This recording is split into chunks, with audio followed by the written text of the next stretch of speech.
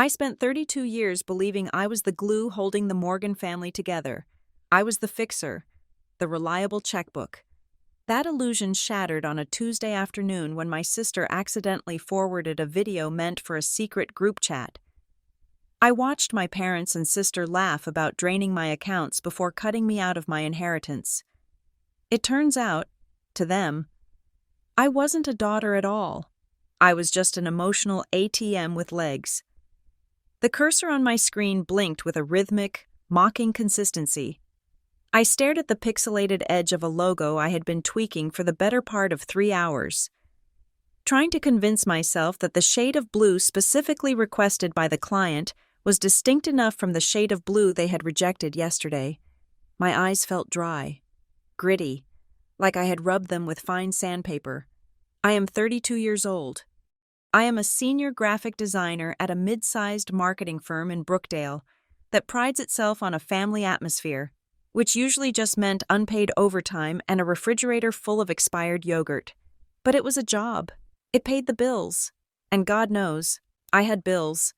I leaned back in my ergonomic chair, which was the only luxury I allowed myself at the office, and stretched my arms over my head until my shoulders popped. Outside the floor-to-ceiling windows, the gray skyline of Brookdale was beginning to darken, the early winter sunset threatening to end the workday before I had even made a dent in my to-do list. My phone buzzed against the hard surface of the desk. I ignored it. I knew who it was. It was either a reminder from my wedding planner app telling me I was behind on selecting table linens, or it was my mother. It buzzed again and again. I sighed, reaching for the device. It was a text from my mother. Linda. Did you see the electric bill I sent you? It is higher this month because of the space heaters. Your father is cold all the time. I closed my eyes for a second, fighting the familiar tightness in my chest. It was not anger. I had learned a long time ago that anger was a useless emotion when it came to my family. It was just fatigue, a deep, marrow-level exhaustion that sleep never seemed to touch. I typed back. I saw it. Mom, I will transfer the money on Friday when my paycheck clears. I set the phone down, face down, so I would not see her reply. I knew it would be a heart emoji, or a thank you, or a you are such a good girl. That phrase, good girl. It hung over my life like a guillotine blade. I was the good one, the responsible one, the one who had been chosen. My parents, Linda and Carl Morgan, had adopted me when I was 6 months old. They never let me forget the sanctity of that choice. They told the story at every Thanksgiving, every Christmas, every birthday. How they had walked into the agency, saw me, and just knew. How they had saved me from a life of uncertainty. They had chosen me, and because they had chosen me, I spent every day of my life trying to prove that they had made the right investment. My sister, Haley, came along naturally 3 years later, the miracle baby, the biological surprise. Haley did not have to prove anything. Haley just existed, shining and chaotic, and the world, meaning our parents, bent around her gravity. I picked up my stylus and tried to focus on the logo. My mind drifted to the spreadsheet I had updated last night. The wedding budget was tight. My fiancé, Ethan, was being wonderful about it. He wanted to elope. He wanted to take the $5,000 we had saved for the venue and go to Italy, just the two of us.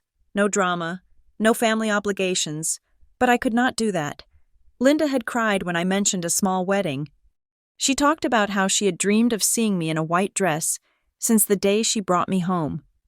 She talked about how Grandma June, may she rest in peace, would have wanted a proper celebration.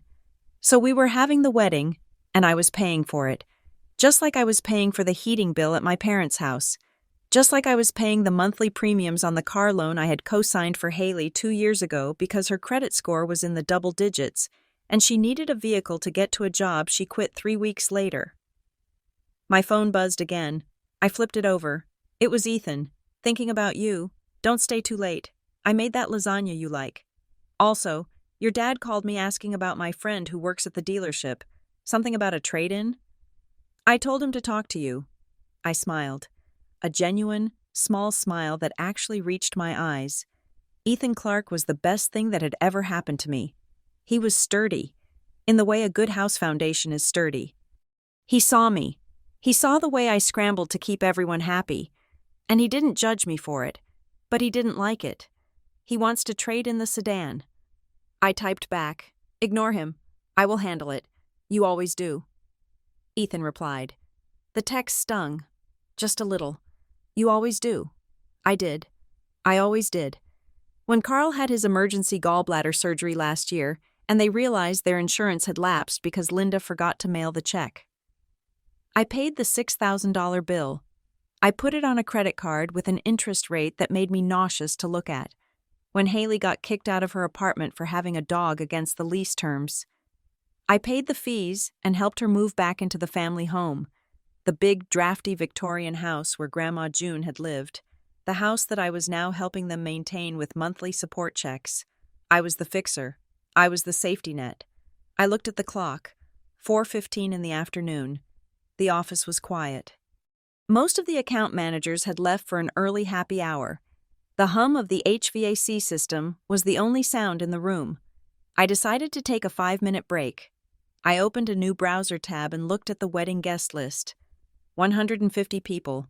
80 of them were my parents' friends. People I hadn't seen since I was 10. People who would come, eat the chicken cordon bleu I was paying for, and tell me how lucky I was that Linda and Carl had taken me in. Stop it, I told myself. Don't be bitter. They love you. They are just bad with money. They are getting older. It is your turn to take care of them. That was the narrative. That was the story I told myself to sleep at night. My phone lit up again. This time, a series of rapid vibrations that usually meant an emergency. I grabbed it, my heart jumping into my throat. Had Dad fallen? Was Mom sick? It was Haley. A notification from WhatsApp popped up on the lock screen. Haley sent a video. Below it, a message. OMG. Look at this before I delete. Followed by a crying laughing emoji. And then, a second later, another message. Wait. Wrong one. Don't watch that. Just delete.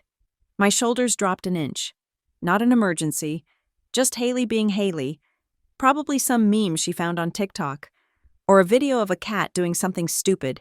She was always sending me things like that, trying to bridge the gap between us with digital distractions. I unlocked the phone. The chat window with Haley was open. The video file was there. A thumbnail showing what looked like my parents' living room. It was about 2 minutes long. Wait, wrong one. Don't watch that. Just delete. Delete it, Piper, seriously.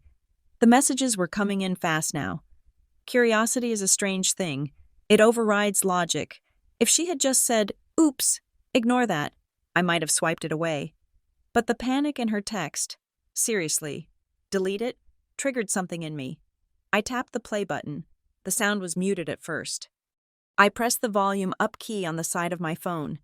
The familiar, cluttered interior of my childhood home filled the small screen. The camera was shaky, handheld. It panned across the beige sectional sofa that I had bought them 4 years ago for Christmas. My mother, Linda, was sitting in her recliner, a glass of white wine in her hand. My father, Carl, was next to her, his feet up on the coffee table. My brother-in-law, Tyler, Haley's on-again, off-again husband, was sitting on the floor, leaning back against the sofa, and behind the camera, I heard Haley's voice. "Okay, are we recording?" she asked. Her voice was bright, sharp, the way it sounded after she had a few drinks. "Welcome back to the Morgan Core Chat. We are updating the logs with the latest episode of Piper Drama." I frowned. Morgan Core Chat? On the screen? My mother threw her head back and laughed. It wasn't her polite, company dinner laugh. It was a deep, raspy cackle. "Oh God, don't remind me," Linda said. I spent 40 minutes on the phone with her yesterday, listening to her whine about her work-life balance. She made air quotes with her fingers when she said, "work-life balance." My stomach turned over. I had called her yesterday. I had been crying. I had told her I felt like I was drowning, that the wedding planning and the job and the extra bills were becoming too much. I had told her I was thinking about seeing a therapist again. "She is so dramatic," Haley's voice said from behind the camera. The view shifted, zooming in on Tyler. "Ty, what did she say to you about the car?" Tyler grinned, looking at the camera.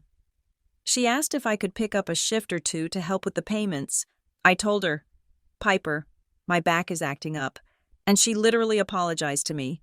She apologized for asking me to pay for my own wife's car." The whole room erupted in laughter. My hand started to shake. I placed the phone flat on my desk, propping it up against my coffee mug, unable to hold it anymore. "She is an emotional ATM with legs," Linda said, taking a sip of her wine. "As long as you press the right buttons, guilt, gratitude, she spits out cash." "It is getting harder, though," Carl chimed in. He looked older on video than I remembered him looking last week. His face was flushed. "She is getting stingy. She asked about the heating bill. Actually asked to see the usage report." "Did you show her?" Haley asked. "Hell no," Carl said. "I just told her the house is old. She bought it." "She buys everything," Tyler said. I felt the blood drain from my face, leaving me cold and dizzy. This had to be a joke. A sick, twisted roast. They couldn't be talking about me. Not really. Not like this. The camera moved again, focusing on Haley's hand as she held up a piece of paper. It looked like a bank form. "Anyway," Haley narrated, "Phase 2 is in motion.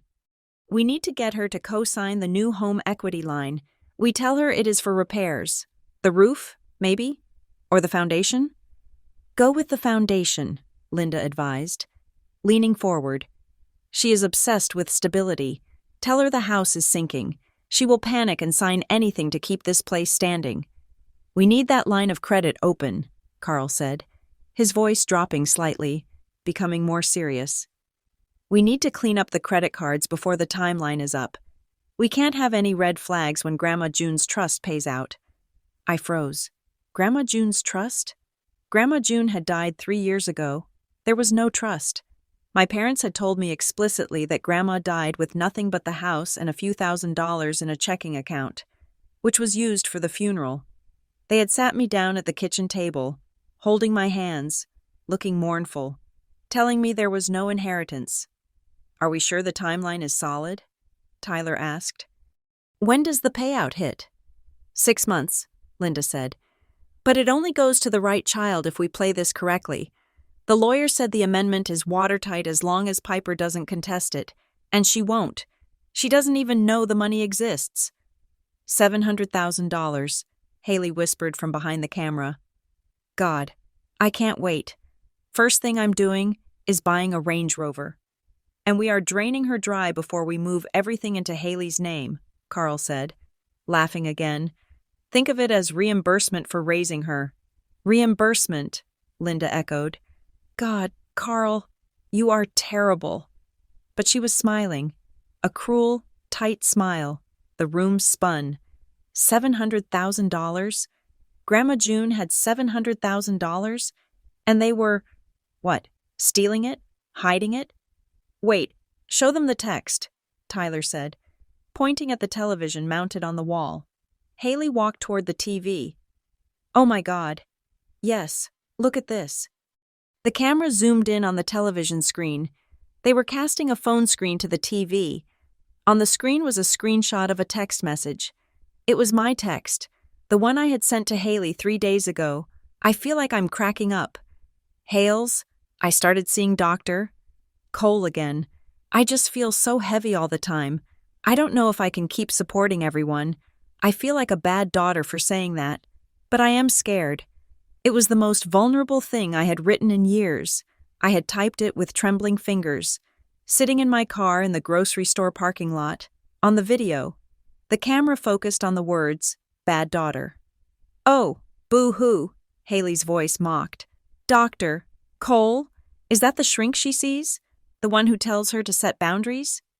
"She is overreacting," Linda said, her voice echoing from the recliner. "She has always been unstable. It is the genetics. You never know what you are getting with adopted ones." The air left my lungs. It is the genetics.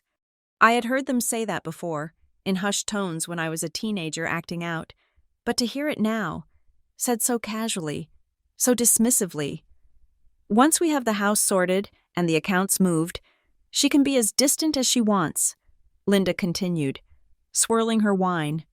She can take her boundaries and go to hell. We won't need her anymore. Amen to that, Tyler said. Okay, signing off, Haley said. Upload complete. The video ended. The screen went black, returning to the thumbnail of the living room. I sat there in the silence of the office. The hum of the HVAC sounded like a roar in my ears. I couldn't breathe. My chest felt like it was being crushed by a hydraulic press. I stared at the phone. My reflection in the dark screen looked ghostly, pale, wide-eyed. She is an emotional ATM with legs. Reimbursement for raising her. It is the genetics. My hands were shaking so badly I could barely touch the screen. I carefully, methodically, tapped the back arrow to return to the chat list. I looked at the header of the message. It wasn't just a direct message. I had misread it in my haste. Haley had forwarded a message from a group. I tapped on the information icon. The video had been forwarded from a chat named Morgan Core, No Piper. I stared at the name. Morgan Core, No Piper. It was so childish, so middle school, but the cruelty of it was precise. It was a declaration. There was the Morgan family, the core, and then there was me, the outlier, the accessory, the bank. My phone started vibrating violently in my hand. Messages were flooding in from Haley. Do not watch that. Piper, seriously. Delete it. It was a joke. We were drunk. Piper? Please just tell me you didn't open it. I sent it to the wrong chat. I meant to send it to Tyler. Please, Piper. I watched the bubbles appear and disappear as she typed.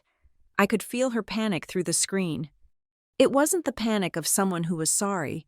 It was the panic of someone who had been caught. I didn't reply. I couldn't. I stood up, my legs feeling like they were made of water. I grabbed my purse. I didn't turn off my computer. I didn't save the logo file. I just walked. I walked out of the office, past the receptionist who waved at me, past the elevator bank, and took the stairs. I needed to move. I needed to get away from the glowing screen, away from the reality that had just rewritten my entire history. I made it to the parking garage. The air was cold, damp concrete and exhaust fumes. I fumbled for my keys, dropped them, picked them up with numb fingers. I got into my car, a 5-year-old sedan that I was still paying off because I had prioritized Haley's car payments over my own. I locked the doors. I sat there in the dark, gripping the steering wheel. I thought about the heating bill I had agreed to pay. I thought about the wedding dress Linda had picked out, the one that cost $2,000 more than my budget, which she said I had to have. I thought about Grandma June, holding my hand in the hospital, telling me I was her angel. $700,000. They were stealing from me. They were mocking my mental health. They were using my adoption as a punchline. I looked down at my phone again. The screen was lit up with a call from Mom. I watched it ring. Emotional ATM with legs. I let it go to voicemail. Then I did something I had never done in my life. I didn't cry. Not yet. The shock was too absolute. Instead, I opened the email app on my phone. I went back to the WhatsApp conversation. I selected the video. I hit forward. I typed in my own email address. Then I typed in Ethan's email address. Then I saved the video to my hidden folder, the one where I kept photos of my dress so Ethan wouldn't see it. I saved it. Because for the first time in 32 years, I wasn't thinking about how to fix their problems. I was thinking about survival. The phone rang again. Haley. I stared at her name. My sister. The golden child. The one I had protected from bullies. From bad grades. From her own bad decisions. Once we have the house sorted, she can be as distant as she wants. Okay, I whispered to the empty car. My voice sounded foreign, scratchy. Okay. I put the phone in the passenger seat. Face down, I started the engine. I didn't know where I was going, but I knew I couldn't go home. Not yet. I couldn't look at the photos of my family on the mantelpiece without seeing their faces from the video, the laughter, the sheer, unadulterated malice. I backed out of the parking spot. As I drove out into the Brookdale traffic, the city lights blurring into streaks of red and white. One thought looped in my mind, over and over, clearer than anything else. They thought I was fragile. They thought I was unstable. They were about to find out exactly how strong a foundation I really was, and what happens when you take a sledgehammer to the only thing holding up your house. I merged onto the highway, my hands tight on the wheel, and for the first time in my life, I didn't head toward my parents' house to save them.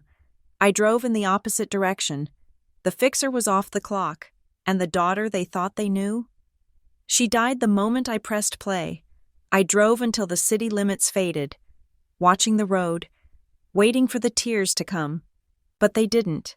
There was only a cold, hard knot in the center of my chest, growing heavier with every mile. I was alone, but I had the video, and I had a plan forming in the back of my mind, sharp and dangerous. Morgan Core, no Piper. Fine. If they wanted a life without Piper, I would give it to them. But first, I was going to make sure they paid back every single cent, every emotional withdrawal, every manipulation.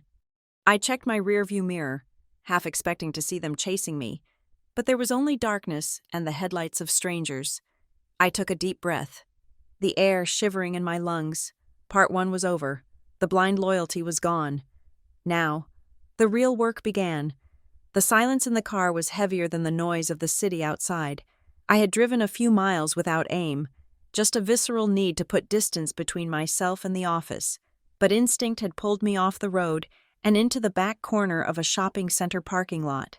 It was dark here, the nearest street lamp flickering with a dying orange bulb. I put the car in park, but left the engine running for the heat. The dashboard clock read 5:42. My phone sat on the passenger seat like an unexploded bomb. I picked it up. My hands were trembling. A fine, high-frequency vibration that made my thumbs clumsy. I needed to see it again. I needed to know if I had hallucinated the malice, if my insecure brain had projected cruelty onto a harmless family roast. I opened the video. I turned the volume down to the lowest notch, pressing the speaker against my ear. "Welcome back to the Morgan Core chat." Haley's voice tinny and sharp. I watched their faces this time, really watched them. I paused the video frame by frame. There was my mother, Linda, her head thrown back, her mouth open in a laugh that reached her molars. There was no warmth in her eyes. It was the look of someone enjoying a spectacle. She is an emotional ATM with legs. Pause. I zoomed in on her face. This was the woman who had held me when I had my tonsils out. This was the woman who had cried at my college graduation. Was that all a performance? Or was this the performance? Which version of Linda Morgan was real? I hit play. We need to clean up the credit cards before the timeline is up. Pause. Carl, my dad. The man who taught me how to change a tire. The man who always said, "Piper, you are the rock of this family." He looked so relaxed, his feet up, discussing my financial exploitation as if he were discussing the weather. He wasn't reluctant. He wasn't being coerced by Linda. He was leading the conversation, draining her before we move everything into Haley's name. I felt a physical blow to my stomach, a nausea so sudden I had to roll down the window and breathe in the cold winter air. It wasn't a joke. It wasn't a misunderstanding. It was a strategy. I closed the video and looked at the group chat name again. Morgan Core, no Piper. I tapped the group info. I needed to see the roster. I needed to know the extent of the betrayal. Participants: 5, Linda Morgan, Carl Morgan, Haley Morgan, Tyler Evans, and one more, Rebecca Miller, Aunt Rebecca, my mother's sister, the woman who sent me hand-knitted scarves every Christmas. The woman who always told me I was too good for this world. She was in here. She was watching. I looked at the creation date. Created. May 12th, 2022. Nearly 4 years ago, 4 years, they had been doing this for 4 years, while I was planning anniversary parties for my parents, while I was driving Haley to job interviews, while I was sitting in Grandma June's hospice room, holding her hand while she slept. I started scrolling up. It was a graveyard of my dignity. June 2024. A screenshot of an Instagram post I had made about Ethan and me saving for a house. Linda. Look at this. Saving for a house, but she can't afford to fix our boiler? Selfish. Haley. Don't worry, Mom. I will guilt trip her tomorrow. August 2023. A photo of a store-brand cheesecake I had brought to a barbecue because I was tight on cash that week. Tyler. Generic brand again. Classy. Carl. It tastes like cardboard. Next time tell her to just bring cash. Linda. She is so cheap. It is embarrassing. I remembered that barbecue. I remembered apologizing for the cake, saying the bakery was closed. I lied because I was ashamed I couldn't afford the $20 one. Linda had hugged me and said, "Oh, honey, it doesn't matter. We just love having you here." Lies. All of it. I scrolled further back. My thumb moved mechanically, swiping through the evidence of my own stupidity. Then I stopped. February 14th, 2023. The week Grandma June died. The messages were dense here. Urgent. Linda. We need to get the lawyer over here before she passes. The current draft is a mess. Carl. I spoke to Miller. He says if we can get her to sign the amendment, we are clear. Haley. Are we rewriting history before the ink dries? LOL. Tyler. Are you sure Piper won't have legal grounds to whine? She is the one actually here every day. I stared at the screen. I was there every day. I took the morning shift before work. I took the night shift. I changed her sheets. I fed her ice chips. My parents came for an hour in the evenings, complained about the hospital smell, and left. Linda. Don't worry about Piper. I told the lawyer she is estranged. Estranged? I was sleeping in the chair next to her bed. I scrolled down a few lines. Linda. Besides, Piper is too fragile and impulsive to be trusted with inheritance money. She would just blow it. Aunt Rebecca. Is that true? I thought she was the responsible one. Linda. Oh, Becky, you don't know the half of it. She raided Grandma's savings last year, took $2,000. We hushed it up to protect her reputation. My mouth fell open. I didn't, I whispered. I never did that. I had never taken a dime from Grandma. In fact, the $2,000 Linda was referring to, I remembered that sum. That was the money Linda had asked me to withdraw from Grandma's account to pay for emergency groceries when Grandma was too sick to go to the bank. I had given every single penny to Linda. She had framed me. She had used my obedience to paint me as a thief. Tears finally pricked my eyes, hot and stinging. It wasn't just greed, it was character assassination. They had systematically dismantled my reputation to everyone in the family to justify stealing my inheritance. I looked at the timestamps. They matched perfectly with the time I was at the pharmacy, picking up Grandma's morphine prescription. I needed to save this, all of it. My hands were still shaking, but a cold, hard logic was taking over. If I confronted them now, they would delete the chat. They would wipe the evidence. They would gaslight me until I believed I was crazy. I took a screenshot, then another, and another. I worked backwards from the present day. I captured the video. I captured the commentary. I captured the dates, the names, the profile pictures. I captured the lies about the cheesecake and the lies about the theft. I opened my email. I attached the first batch of 20 screenshots and sent them to my work email, my personal email, and Ethan's email. Subject: Evidence 1. I went back, scrolled, screenshot. Subject: Evidence 2. I did this for 20 minutes. My battery dropped to 12%. I plugged the phone into the car charger. My movements jerky and urgent. I couldn't lose this. This was my sanity. This was the proof that I wasn't the problem. My phone chimed again. A new message from Haley. Haley. Piper, please. I am throwing up. I am so sorry. You know how Mom gets. I just went along with it. Please answer me. Haley. Audio file. 045. She sent a voice note. I stared at the play button. I could imagine her voice. High-pitched. Tearful. Playing the victim. She would say she was pressured. She would say she didn't mean it. She would say she loved me. I didn't press play. I couldn't bear to hear her voice right now. The voice that narrated my humiliation. I left it unread. I sat back against the headrest. The tears finally spilled over. Not the polite, silent crying I did in the bathroom at work. This was ugly. I sobbed until my throat felt raw, until I was gasping for air. I cried for the little girl who tried so hard to be perfect so her adoptive parents wouldn't send her back. I cried for the woman who ate ramen noodles so she could send her parents money for a house they were stealing from her. I cried for the sister I thought I had. I sat there for another hour, watching the parking lot empty out. When the tears stopped, I felt hollowed out, scraped clean. I checked my face in the rearview mirror. My eyes were red, swollen. I looked like a wreck. "Good," I said softly. "Let them think I am broken." I put the car in gear and drove to the apartment I shared with Ethan. When I walked in, Ethan was in the kitchen. The smell of tomato sauce and garlic filled the small space. It smelled like home, real home. He turned around, a smile on his face, holding a wooden spoon. "Hey, you're late.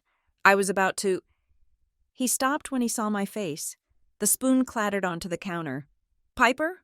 What happened? Is it your dad?" I shook my head. I couldn't speak. I just walked over to him and buried my face in his chest. He smelled like oregano and laundry detergent. He wrapped his arms around me instantly, tight and solid. "I'm here," he said into my hair. "I've got you. Just breathe." We stood there for a long time. When I finally pulled back, I wiped my face with my sleeve. "I need to show you something," I said. "But you have to promise not to scream, and you have to promise not to call them." Ethan's face hardened. "Okay." We sat on the couch. I didn't cast it to the TV. I didn't want to see it that big again. I handed him my phone. "Start with the video," I said. "Then read the screenshots in the email I sent you." I watched him watch it. I saw the confusion on his face turn to shock, and then to a dark, quiet fury. His jaw clenched so hard, a muscle feathered in his cheek. His knuckles turned white as he gripped the phone. He watched the video twice. Then he opened the emails. He read silently, his eyes scanning the text messages where my mother called me an ATM and my father joked about draining me dry. He set the phone down on the coffee table with terrifying gentleness. "I am going to kill them," he said. His voice was level, calm, which made it scarier. "No," I said. "You're not. Piper, they are—" He stood up and paced the small living room. "They are monsters. That isn't family. That is a criminal enterprise." "I know. You can't talk to them," he said, turning to face me. "You are done. We are changing your number tonight. We are calling the police." "Not yet," I said. He looked at me, surprised. "What? Why?" "Because of the trust," I said. "Did you see the part about Grandma June? The $700,000? Ethan paused. "Yeah, they said they fixed it so you wouldn't get it." "They said they amended it," I corrected. "They said they lied to a lawyer to get it changed. That means there was an original where I was a beneficiary." I stood up, finding my footing. "If I blow this up now, if I scream and yell and cut them off, they will circle the wagons. They will destroy the documents. They will say I am crazy. They have already laid the groundwork with Aunt Rebecca that I am unstable." Ethan stared at me. He took a deep breath, running a hand through his hair. "Okay, you're right. You're absolutely right." He came back to the couch and sat down, taking my hands in his. "So what do we do?" "We secure everything," I said. "Right now, tonight, we spent the next 3 hours on our laptops. I logged into my bank accounts. I changed every password. I set up 2-factor authentication to a new email address I created on the spot. I checked my credit report. There were no new inquiries yet. Thank God. I froze my credit at all 3 bureaus. I removed my parents as authorized users on my emergency credit card, the one I had given them for medical emergencies that they used for dinners out. I went into the joint phone plan I managed. I didn't cut them off. That would tip them off. But I locked the account so no new lines could be added and no upgrades could be purchased. Ethan sat beside me, checking the screenshots I had sent him. organizing them into folders on an external hard drive. They have been planning this since 2022, Ethan said, reading a file. They talk about your wedding fund here. Linda says, let her pay for the dress. We will use the cash for the trip to Cabo. I closed my eyes. She told me she couldn't chip in for the dress because of the boiler repair. There was no boiler repair, Ethan said grimly. According to this, they spent that money on a new patio set. I felt a fresh wave of nausea, but I pushed it down. Okay, good to know. By midnight, we were exhausted. The adrenaline had worn off, leaving me feeling brittle. We turned off the lights and went to the bedroom. I lay in the dark, staring at the ceiling fan. Ethan had his arm draped over me, his breathing heavy and even, but I knew he wasn't asleep. Piper, he whispered. Yeah? I am so sorry. I know. You didn't deserve this. You are the most generous person I know. Maybe too generous, I said. No, he said fiercely. That is on them. Exploiting kindness doesn't make the kindness a weakness. It makes them predators. I squeezed his hand. I tried to close my eyes, but my mind kept racing back to the past. I thought about Grandma June. She had been the only one who really looked at me, not as a project, not as an investment, but as a person. I remembered a day, maybe a month before she died. She was lucid that afternoon. I was sitting by her bed, reading a magazine. She had reached out and grabbed my wrist. Her grip was surprisingly strong. Piper, she had said. The papers. What papers? Grandma? I had asked. Cedarstone, she whispered. The box. At Cedarstone Bank. I put your name on the card. Years ago. Don't let Linda tell you otherwise. At the time, I thought she was confused. Linda had told me later that day that Grandma was hallucinating, talking about banks that didn't exist anymore. Linda said she handled all of Grandma's finances, and there were no safe deposit boxes. But Cedarstone Bank did exist.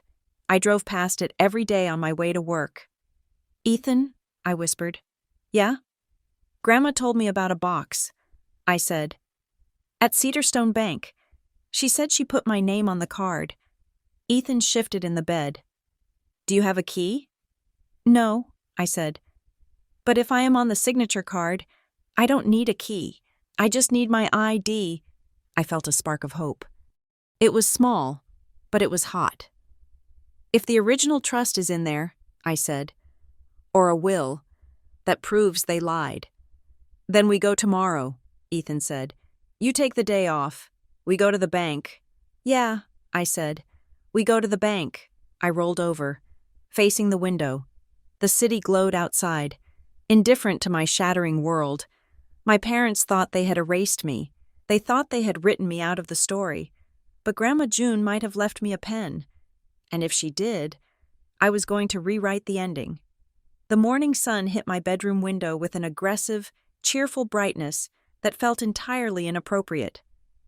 I lay in bed for 20 minutes, staring at a water stain on the ceiling that looked vaguely like a map of Florida, listening to the sounds of the apartment building waking up. Pipes rattled, a dog barked, the garbage truck groaned 3 streets over. Normal sounds, a normal Friday, but nothing was normal. I rolled over and looked at my phone. It was 7 a.m. I had 3 missed texts from my mother. Linda, sent late last night. Did you get the bill payment confirmation? Your dad is worried. Call us when you can. My stomach churned, a sour mix of anxiety and a new, cold anger. Yesterday, reading those texts would have sent me into a spiral of guilt. I would have called immediately, apologizing for being busy, promising to handle it, today. I looked at the words and saw the calculation behind them. Your dad is worried. No, he wasn't. He was worried the ATM was out of order. I sat up and typed a reply. I needed to buy time. I needed to be the Piper they expected. The busy, slightly overwhelmed, compliant daughter. Hey, Mom. Sorry. Fell asleep early. Work is crazy with the wedding planning on top of it. I am taking a personal day to catch up on vendor calls. I will handle the bill this weekend. Love you. I stared at the words, love you. It felt like swallowing glass to type them, but I hit send. I needed them calm. I needed them to think the machinery of their exploitation was still running smoothly and silently. Ethan was already up, making coffee in the kitchen. He was dressed for work, but his face was tight with worry. "You okay?" he asked as I walked in, pulling my robe tighter around myself. "No," I said honestly, "but I have a plan." "The bank?" "The bank," I confirmed. I found my adoption papers in the filing cabinet, and my license. That should be enough if my name is really on the box. Ethan poured a mug of black coffee and handed it to me. "I can call in sick. I can go with you." "No," I said, shaking my head. "If they call you looking for me, you need to be at work. You need to be the clueless fiancé. If we both go off the grid, they might get suspicious. Linda has a sixth sense for when she is losing control." He nodded, though he didn't like it. He kissed my forehead, a long, hard press of his lips. "Call me. The second you get out, I will." After he left, I dressed in what I called my geariest clothes, a navy blazer, a crisp white button-down, tailored trousers. It was the armor I wore when I had to present a design to a difficult client. Today, the client was the past. I drove to Cedarstone Bank. It was an older building downtown, one of those places with marble floors and heavy brass railings that smelled of dust and old money. I had driven past it 1,000 times and never gone in. I walked to the customer service desk. A woman with reading glasses on a chain around her neck looked up. "Can I help you?" "Yes," I said, keeping my voice steady. "My name is Piper Morgan. My grandmother, June Morgan, passed away 3 years ago. Before she died, she told me I was a co-signer on her safe deposit box. I would like to check the status of that box." The woman frowned slightly. "Do you have the key?" "No," I said. "I was told my signature would be enough if I had identification." She sighed, the sigh of a bureaucrat faced with paperwork. "Let me check the system. Do you have your ID?" I handed over my driver's license. I also brought my adoption decree, just in case there is a discrepancy with the last names or dates. She took the license and typed into her computer. The clicking of the keys seemed deafening in the quiet lobby. I clasped my hands in front of me to hide the shaking. Please let it be there. Please let her have been lucid. If Grandma had been hallucinating, if there was no box, then I was just a woman standing in a bank chasing ghosts. The woman stopped typing. She squinted at the screen. Then she looked up at me, her expression softening just a fraction. "Box 402, she said. "June Morgan and Piper Morgan. Active." I let out a breath I didn't know I was holding. "Okay. I need to verify the signature card," she said. She got up and walked to a filing cabinet behind her desk. She pulled out a yellowed index card. She placed it on the counter. "Sign here, please." I looked at the card. There was Grandma's signature, shaky and spiked with the tremors of her old age. And next to it, a signature I didn't remember making. It must have been from when I was 18 or 19. We had come here to cash a savings bond. I remembered now. She must have added me then. I signed my name. The woman compared them. "All right, since you don't have a key, we have to drill the lock. There is a fee of $150. "That is fine," I said. "I will pay it." It took an hour. A locksmith had to be called. I sat in a stiff leather chair, watching the clock, checking my phone. Linda. "Thanks, sweetie. Don't work too hard." Finally. A man in blue coveralls arrived. I was led into the vault. The air inside was cool and dry. The wall of boxes looked like a metallic honeycomb. The drill whined, a high-pitched scream that made my teeth ache. Then, a click. The locksmith slid the long metal drawer out and placed it on a table in a private viewing room. "All yours," the bank woman said. She closed the door, leaving me alone. I stared at the gray metal box. I reached out and lifted the lid. It wasn't full of gold or jewelry. It was mostly papers, rubber-banded stacks of letters, old photos, and a large manila envelope. I reached for the envelope first. It was labeled simply, "The Girls." My hands trembled as I undid the clasp. I pulled out a thick document, the June Morgan Revocable Living Trust. I skipped the legal preamble and flipped to the section on distribution of assets. Article 4. Distribution of residuary estate. Upon my death, the trustee shall divide the residuary estate into 2 equal shares.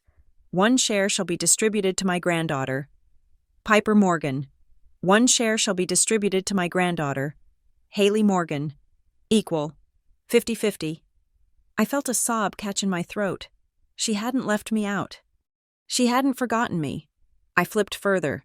The document was dated 7 years ago. Underneath the trust document was a smaller white envelope. On the front, in Grandma's handwriting, for Piper and Haley. I opened it. It was a handwritten letter on her floral stationery. My dearest girls, if you are reading this, I am gone. I hate to leave you, but I go knowing that I have done my best to provide for you. This money is not a fortune, but it is enough to buy a house, or start a business, or travel. It is freedom, Piper, my strong, serious girl. You carry the world on your shoulders. I want you to use this money to put down that weight. You do not owe anyone your happiness. Haley, my bright, wild spirit, I want you to use this to build a foundation. Stability is a gift you give yourself. I have set this up so that your parents cannot touch it. I love Linda and Carl, but they have always struggled with boundaries when it comes to money. This is for you. Do not let them pressure you. Do not let them guilt you. This is my legacy to the 2 women who made my life bright. Love. Grandma tears dripped onto the paper, blurring the ink of the word love. She knew exactly who they were. They have always struggled with boundaries. That was the polite, grandmotherly way of saying they were leeches. I wiped my eyes and reached back into the box. There was one more document, a single sheet of paper. Photocopied. It looked like an amendment to the trust. First Amendment to the June Morgan Revocable Living Trust. Dated February 14th, 2023. The date of her death. I read the text. I, June Morgan, hereby amend Article 4. The share previously designated for Piper Morgan shall be revoked. The entirety of the residuary estate shall be distributed to Haley Morgan. I stared at it. The signature at the bottom was barely legible. A scrawl. But it was what was attached to the photocopy that made my blood freeze. A yellow sticky note. Grandma's handwriting again, but weaker this time. Frantic. I was told by Linda this is needed because Piper took my money. It does not feel right. I am so tired. If you are reading this, question everything. I gasped aloud, the sound echoing in the small room. I was told by Linda this is needed because Piper took my money, the chat logs, the screenshots I had taken in the car. Linda. She raided Grandma's savings last year. Took $2,000. They had lied to a dying woman. They had poisoned her last hours with a fabrication that I was a thief, just to get her to sign the paper that cut me out. They had manipulated a grandmother into betraying the granddaughter she loved, using a lie about that very granddaughter betraying her. It was sick. It was circular, twisted, evil logic. Grandma hadn't wanted to sign it. It does not feel right. She had doubted it even as she died. And she had left this note, hidden here in the one place she knew they wouldn't look, hoping I would find it. Question everything. I wasn't crying anymore. The sadness had evaporated, replaced by a cold, crystalline clarity. I took out my phone. I scanned every page using a document scanner app. The trust, the letter, the amendment, the sticky note. I put everything back in the box, except the copies I needed. I couldn't take the originals yet. They were safer here than in my apartment. I closed the box. I walked out of the viewing room, handed the box back to the woman, and paid the fee. "Did you find what you were looking for?" she asked kindly. "Yes," I said. "I found exactly what I needed." I walked out of the bank and into the bright sunlight. I felt different. I felt dangerous. I sat in my car and called the number Ethan had texted me earlier. Martin Keller, estate attorney. "Law office of Martin Keller," a receptionist answered. "Hi," I said. "My name is Piper Morgan. I have a trust dispute involving undue influence and fraud. I have documentation. I need to see Mr. Keller today. It is urgent." There was a pause. "Mr. Keller is fully booked today. Please," I said.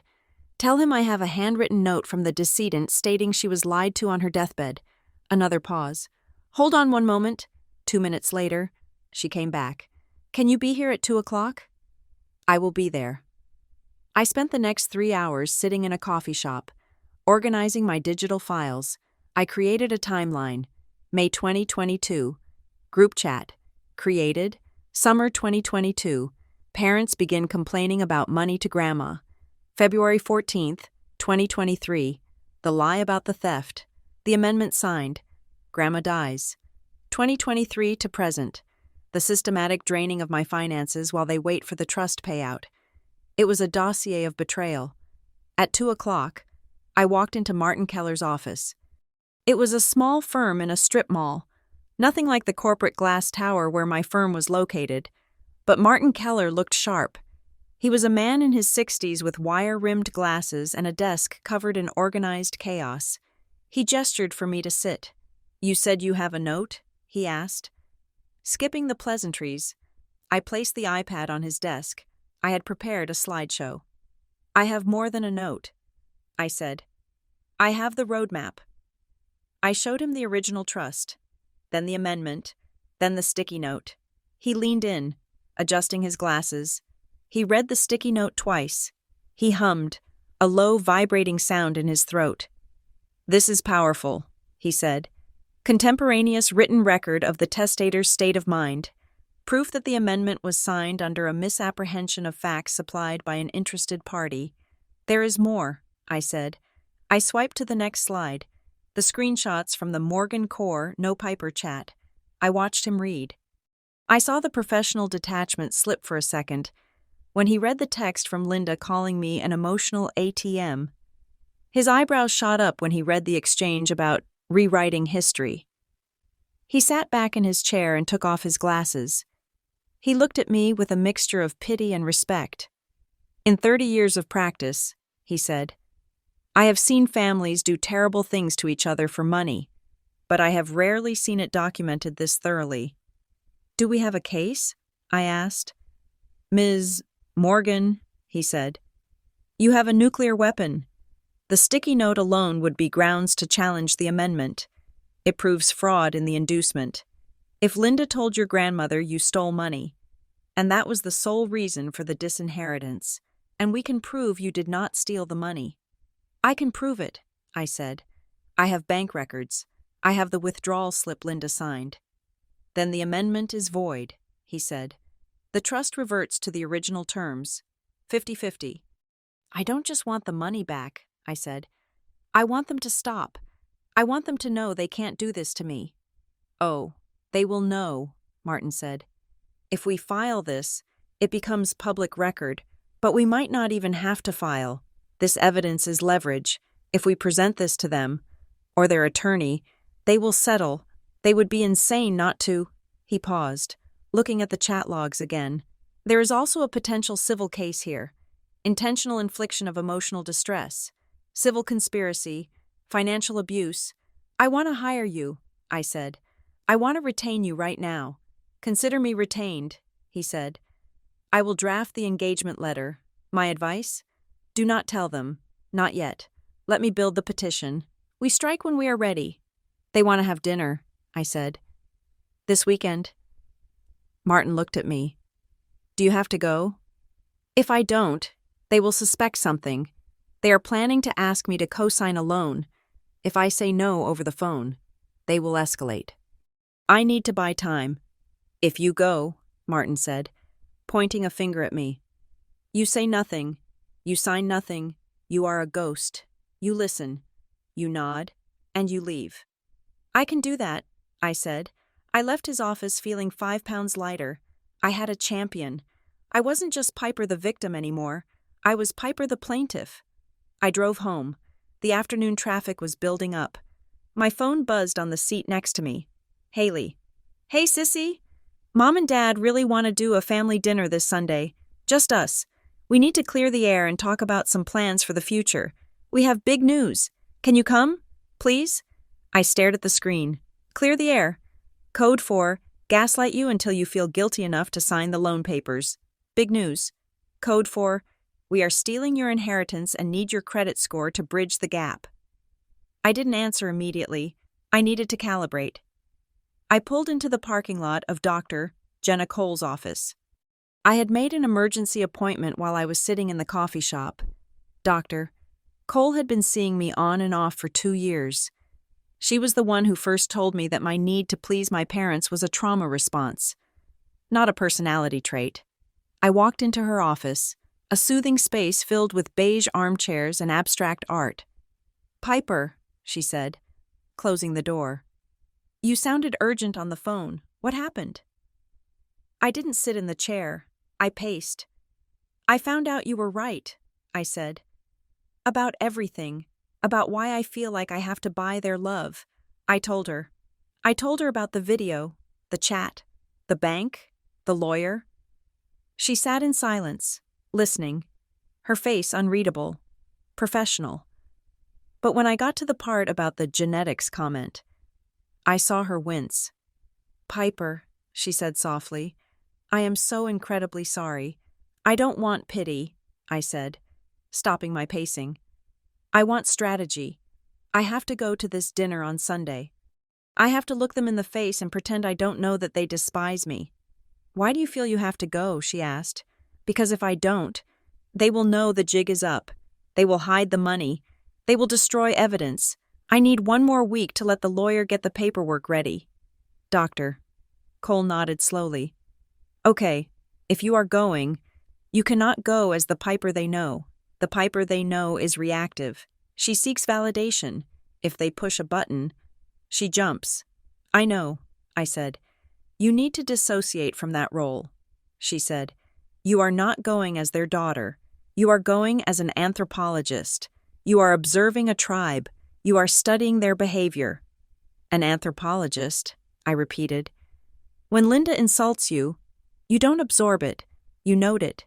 You say to yourself, 'Ah, interesting. The subject is using guilt to establish dominance.' You detach." She leaned forward. "This is the hardest thing you will ever do. To sit with people who betrayed you and offer them a smile. But you are not smiling because you forgive them.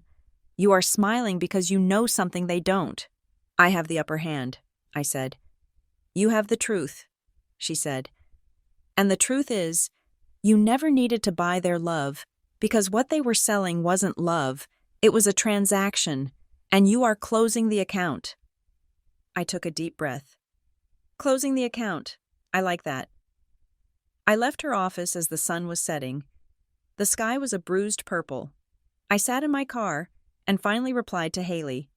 "Hey, Sunday works. I would love to come. What time?" I added a heart emoji. It was the perfect camouflage. Haley. "Yay, 6 p.m. Mom is making roast chicken. See you then?" I put the phone down. I had 48 hours to prepare. That evening, back at the apartment, Ethan and I sat at the kitchen table. I told him about the bank. I showed him the scans of Grandma's letter. He read it silently, his hand covering his mouth. When he looked up, his eyes were wet. "She loved you," he said. "She really loved you." "Yeah," I said, my voice thick. "She did." "So, Sunday," he said. "Are we doing this?" "I am doing it," I said. "You don't have to come. It might be better if you don't. Less for them to focus on." "No way," Ethan said. "I am not letting you walk into that house alone. I will be there. I will be the buffer. If they start on you, I will spill a drink. I will fake a seizure. I will do whatever it takes to break the tension." I smiled. A weak, grateful smile. "You would fake a seizure for me?" "I would burn the roast chicken," he said. We sat there in the quiet of our home, the home we paid for, the life we built. "I need to get a recording app," I said. "One that runs in the background even if the phone is locked." "I already downloaded 3, Ethan said. "We will test them tonight." I looked at him, my partner, my real family. They are going to try to break me on Sunday, I said. They are going to use every trigger they installed in me since I was a baby. Let them try, Ethan said. They are fighting the old Piper. They don't know they are in the ring with the new one. I nodded. I thought about the sticky note in the safe deposit box. Question everything. I was done questioning. Now, I was just waiting for the moment to answer. I went to bed that night and placed my phone on the nightstand. The notifications were silent. The chat logs were saved. The trust was scanned. I closed my eyes and visualized the dinner. I saw the dining room table. I saw Linda at the head, Carl at the side. I saw the papers they would slide across the tablecloth. I practiced my lines in my head. That sounds interesting. I will have to think about it. Pass the salt, please. I would be bland. I would be boring. I would be the gray rock they couldn't get a grip on. And while they talked, while they plotted, while they smiled their fake smiles, I would be recording every single word. The trap was set. But they didn't realize they were the ones stepping into it. The gravel of my parents' driveway crunched under the tires of Ethan's car. A sound that used to signal comfort, homecoming, and the smell of my mother's pot roast. Now, it sounded like the grinding of teeth. I sat in the passenger seat for a moment after Ethan killed the engine. The house in Riverbend loomed in the twilight. It was a sprawling, Victorian-style structure that had seen better days. The paint on the porch railing was peeling, revealing the gray wood underneath, and the gutter above the garage hung at a precarious angle. The very repairs I'd been paying for, month after month, which apparently never happened. "You ready?" Ethan asked. His voice was low, steady. He reached across the console and squeezed my hand. His palm was warm, a stark contrast to the ice in my veins. "I am an anthropologist," I whispered to myself, repeating Dr. Cole's mantra. "I am observing a tribe." "What was that?" Ethan asked. "Nothing," I said, unbuckling my seatbelt. "Let's go. I have the recording app running. Do not check your phone unless you have to." I stepped out into the cool evening air. I smoothed the front of my dress. I had chosen something conservative, non-threatening, a beige cardigan over a floral blouse, the uniform of the dutiful daughter, in my hand. I carried a bottle of Merlot, a mid-priced vintage that I knew Linda liked because it tasted expensive, but cost less than $20. We walked up the porch steps. The wood creaked familiarly. I reached for the doorbell, but the door swung open before I could touch it. "There she is!" Linda cried out. My mother stood in the doorway, arms wide, wearing a silk blouse and her best pearls. Her smile was dazzling, the kind that crinkled her eyes and usually made me feel like the most important person in the world. Tonight, all I could see was the woman in the video, holding a glass of wine and calling me an emotional ATM. I forced a smile onto my face. It felt tight, like a mask that didn't quite fit. "Hi, Mom." She pulled me into a hug. She smelled of lilies and white wine. Her grip was tight, bordering on desperate. "Oh, we missed you so much. It feels like it has been months, not just weeks." "It has been 12 days, I said into her shoulder, my voice flat. "Too long," she declared, pulling back and patting my cheek. "And Ethan, so handsome." She waved us inside. Carl, my father, was standing in the hallway. He looked freshly shaved, wearing a button-down shirt tucked into khakis. He looked the part of the patriarch. "Piper," he said, nodding gravely. He didn't hug me. He shook Ethan's hand with a firm, manly grip. "Good to see you, son." "Sir," Ethan said. His tone was polite, but I saw his jaw muscle twitch. We moved into the kitchen. The house smelled delicious. Roast chicken, rosemary, garlic. It was the scent of my childhood. For a split second, a wave of nostalgia hit me so hard I almost stumbled. This was the kitchen where I learned to bake. This was the table where I did my homework. Then I saw it. Sitting on the granite counter, next to the mail pile, was a glossy brochure.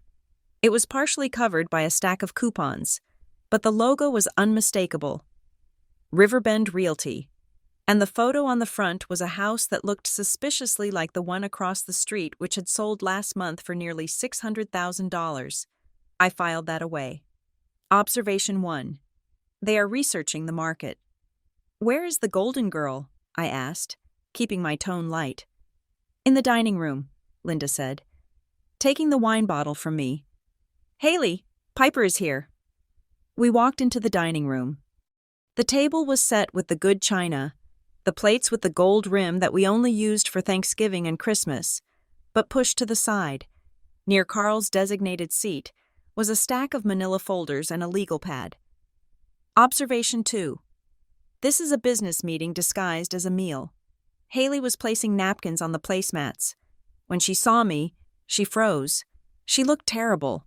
Her makeup was done perfectly, but her eyes were darting around the room, refusing to land on mine. She was wearing a high-necked sweater that seemed to be swallowing her. Hey, Piper, she said, her voice breathy. Hi, Hales, I said. Nice sweater. Thanks, she said, looking at the floor. I got it on sale. Tyler, her husband, was already seated. Scrolling on his phone, he looked up and gave a quick, nervous wave. Hey, guys, long time no see? Family meeting, Tyler joked. Chuckling nervously, feels like a board meeting with all this paper. Right, Carl? Carl shot him a sharp look. Just getting some things organized. Ty, relax. We sat down. The tension in the room was thick enough to choke on. Linda bustled in with the platter of chicken, playing the role of the hostess to perfection. So, Linda began, serving me a thigh, my favorite piece. She remembered. How is the wedding planning? I saw that florist you liked on Instagram. Very chic. It is going well, I said. We are sticking to the budget. Budget, Carl scoffed gently, pouring wine for everyone. You only get married once. Piper, hopefully, you should enjoy it. Don't pinch pennies on your big day, says the man who is stealing my inheritance. I thought, we are happy with our choices, Ethan said. His voice was calm, but he didn't touch his wine. We ate in a strange, stilted rhythm. Linda talked about the neighbors. Carl complained about the local council not picking up the recycling on time. Haley barely spoke, pushing peas around her plate with her fork. Every time I looked at her, she flinched. She knew. She knew I had seen the video. She knew I had the chat logs, and she was terrified that I was going to blow the lid off right here over the roasted potatoes. But I didn't. I ate my chicken. I complimented the seasoning.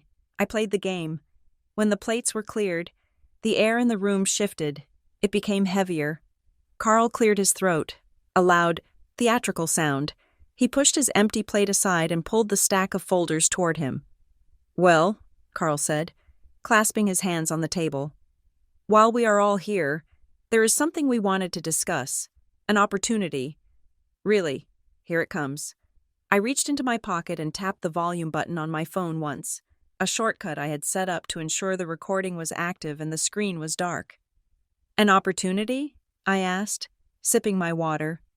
For the family, Linda said, leaning forward. Her eyes were wide, earnest. We have been doing a lot of thinking about the future. About legacy. About this house. This house raised you, Carl said, looking around the room with misty eyes. It holds a lot of memories, but it is getting older. It needs work, real work, not just the patches we have been doing. Like the roof, I said, and the boiler. Exactly, Carl said, missing the sarcasm. And we want to keep it in the family. We want your children to run down these halls one day. I felt Ethan's leg press against mine under the table. So, Carl continued, opening the first folder, we have spoken to a financial advisor and a lawyer, very smart people. They suggested a restructuring plan. Restructuring, I repeated. We want to refinance the house, Carl said. Pull out the equity, use that money to do a complete renovation, new roof, new HVAC, remodel the kitchen, increase the value. That sounds expensive, I said. Interest rates are high right now. That is the thing, Linda chimed in. Our credit. Well, You know we had that medical debt a few years ago, and the business slowed down. Our rate would be terrible. She reached across the table and touched my hand. Her skin was cold. But yours, Piper, she said softly. You have always been so impeccable, so responsible, with your credit score. We could get a prime rate. We could save thousands of dollars a month. So you want me to co-sign a loan, I said. A home equity line of credit, Carl corrected. A HELOC, but it is just a bridge, a temporary measure. And then what? I asked. Then, Carl said, flipping a page in the folder. Once the renovations are done and the value goes up, we refinance again into a traditional mortgage, and we transfer the title. Transfer the title to who? I asked.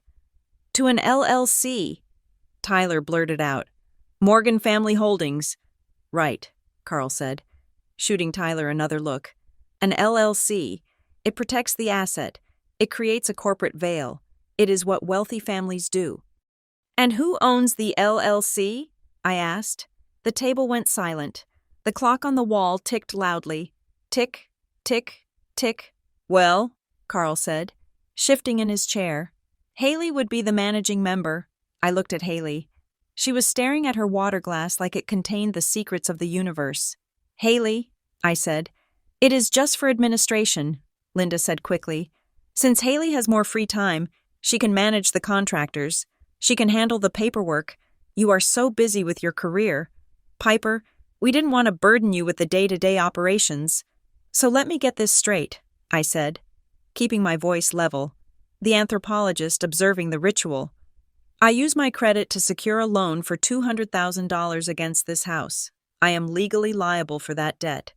Then, once the money is spent, you transfer the house into a company owned solely by Haley. It is not solely Haley, Carl said, sweating slightly. It is a family trust, effectively. Is my name on the operating agreement for the LLC? I asked. It is a formality, Linda said, her voice rising an octave.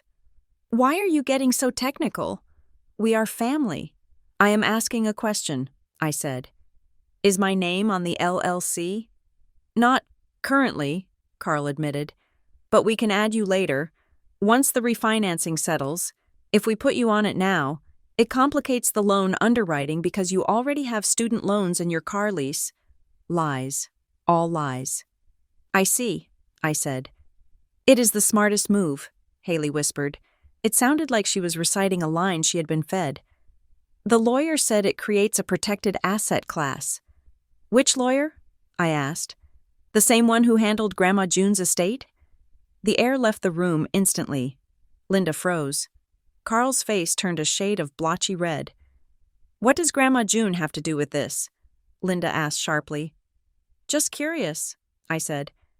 I know you guys work with specific people. I reached out and pulled the folder toward me. I opened it. It was exactly what I expected. A loan application filled out in my name, needing only a signature, and underneath, a draft deed transferring the property to Morgan Holdings, LLC, with Haley Morgan listed as the sole registered agent and member. It says here, I said, pointing to a clause, that the LLC assumes ownership of the equity, but the debt obligation remains with the original signers until fully satisfied. I looked up at Carl. So I keep the debt. Haley gets the house. You are twisting it, Carl snapped. It is a strategy. We are trying to clean up our credit so we can... So you can what? I interrupted. Wait for Grandma June's trust to pay out? Tyler choked on his wine. He started coughing. A loud, hacking sound. Haley slapped him on the back, looking terrified. What are you talking about? Linda asked, her voice turning icy. There is no trust payout. You know that. Grandma died with nothing. Right, I said. Nothing. I closed the folder. I pushed it back across the table. I cannot sign this, I said. Piper, Linda said. Her tone shifted from sweet to dangerous in a heartbeat. Don't be difficult. We need this. If we don't do these repairs, the house loses value. This is your inheritance we are trying to protect. My inheritance, I said. Interesting choice of words. We need you to help us, Carl said, slamming his hand on the table. It wasn't hard, but the silverware rattled. We have supported you your whole life. We fed you. We clothed you. We paid for your college housing. I paid for my tuition, I reminded him. And I have sent you a check for $500 every month for the last 3 years. $500, Linda scoffed. That is groceries. That is nothing compared to what we gave you. She stood up. She walked around the table and stood behind me, putting her hands on my shoulders. It was meant to be comforting, but it felt like a restraint. Piper, she said, her voice dripping with that special brand of guilt she had perfected. You have to understand. We rescued you. I stiffened. Ethan started to stand up, but I put a hand on his arm to stop him. We chose you, Linda whispered. We went to that agency. We saw a little baby that nobody else wanted. That mother of yours. She didn't want you. She gave you away. But we didn't. We took you in. We gave you a name. We gave you a family. Mom, stop, Haley said. Her voice was shaking. No, she needs to hear it, Linda said, her fingers digging into my clavicle. You owe us. Piper, you owe us your life. If it wasn't for us, you would have grown up in the system. You would be nothing. And now, when we ask for one small thing, one signature to help the family that saved you, you sit here and act like a lawyer? Mom, seriously, stop it, Haley said louder. She stood up. Don't do this. Sit down, Haley, Carl barked. No, Haley shouted. She looked at me, her eyes filling with tears. Piper, don't. Just don't listen to her. Haley, shut up, Tyler hissed, tugging on her arm. She knows, Haley yelled, pulling away from Tyler. Look at her face. She knows. She doesn't know anything, Linda said. Dismissing her, she leaned down to my ear. You are being selfish, Piper, just like your birth mother, unstable and selfish. It is in the blood. The words hung in the air. It is in the blood. I remembered the video. It is the genetics. You never know what you are getting with adopted ones. I felt a strange sensation. It wasn't pain. It wasn't anger. It was the feeling of a heavy chain snapping. The final link had broken. I slowly removed Linda's hands from my shoulders. I stood up. I turned to face her. She looked triumphant, expecting me to crumble, expecting the tears, the apology, the desperate need to please her. I looked her dead in the eye. You didn't rescue me, I said quietly. Excuse me? Linda said, blinking. You didn't rescue me, I repeated, my voice gaining strength.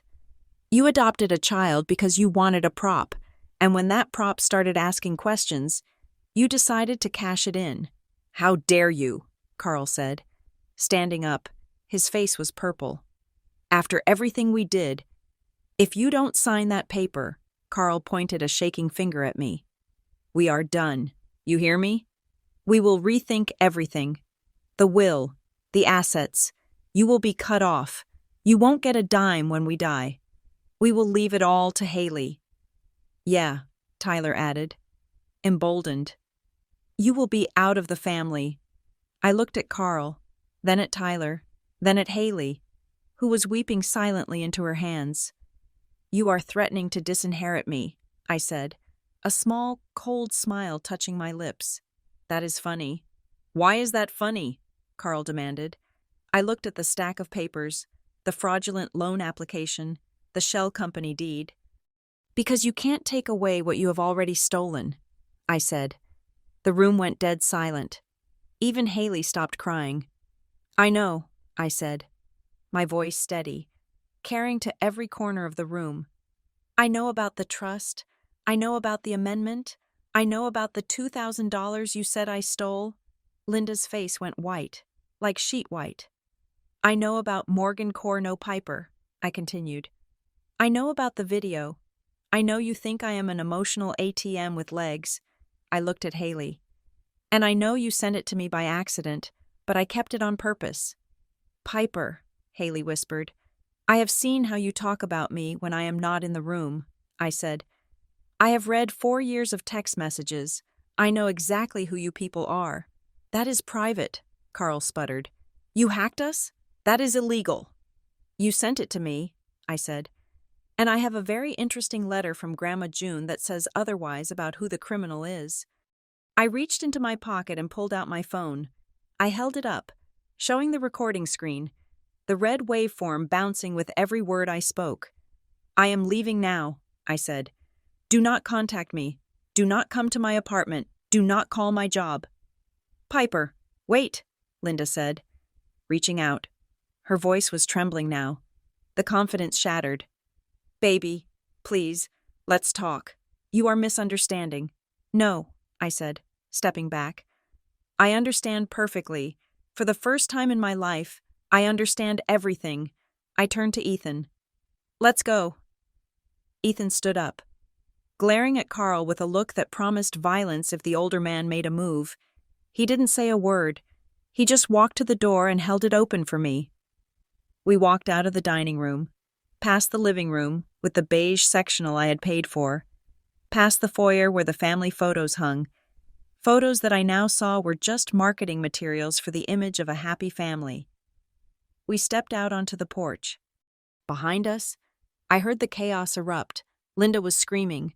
Carl was shouting at Haley. Tyler was yelling something about a lawyer. I walked down the steps. The night air was crisp and clean. I got into the car. Ethan got in beside me. He started the engine. You okay? He asked. I looked back at the house.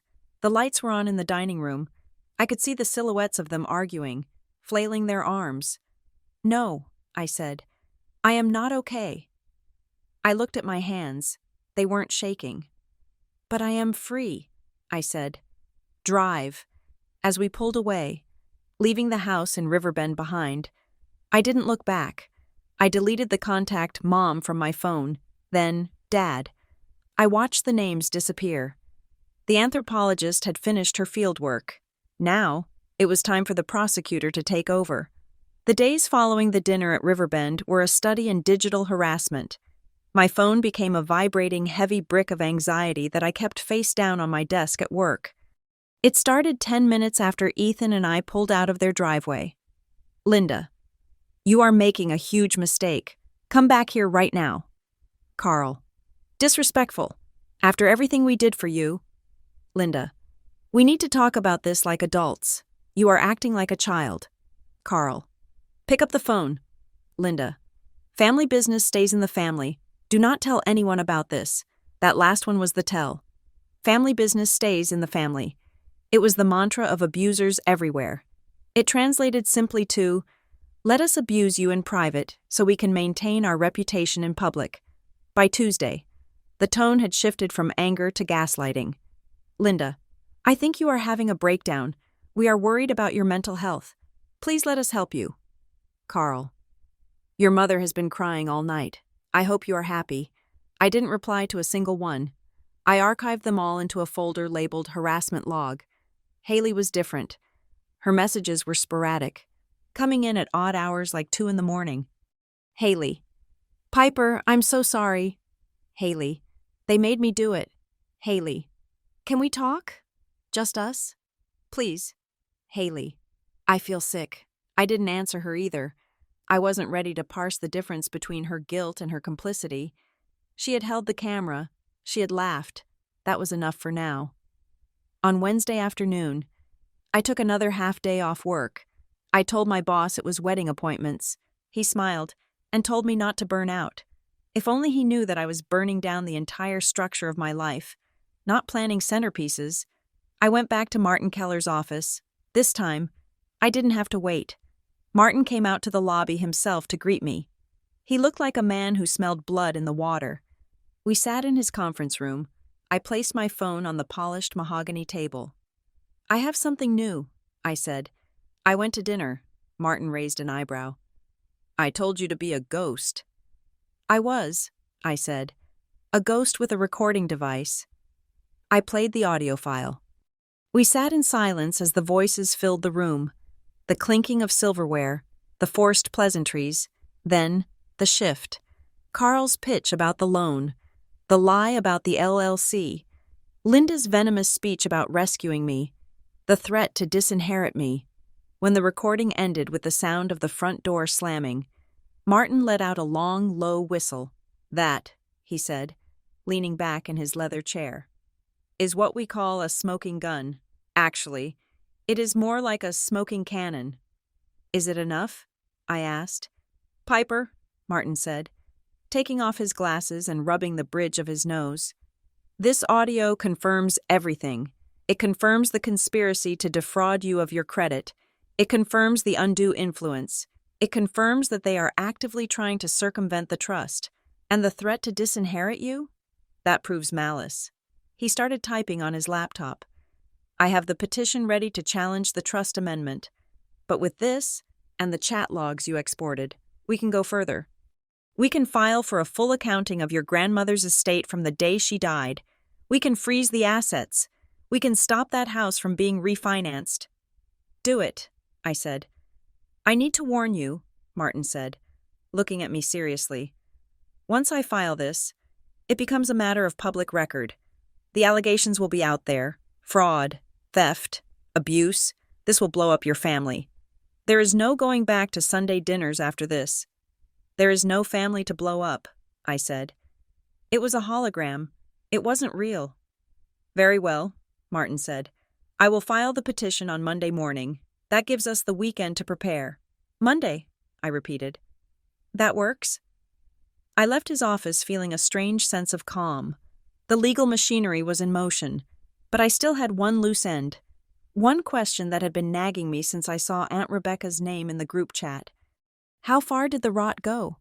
Was it just my parents and Haley? Or was I the family joke to everyone? I got my answer on Thursday evening. I was in the kitchen, chopping vegetables for a stir-fry. When my phone rang, it was Aunt Rebecca. I hesitated. Rebecca was Linda's younger sister. She had always been the cool aunt, the one who slipped me $20 on my birthday and told me I was smart.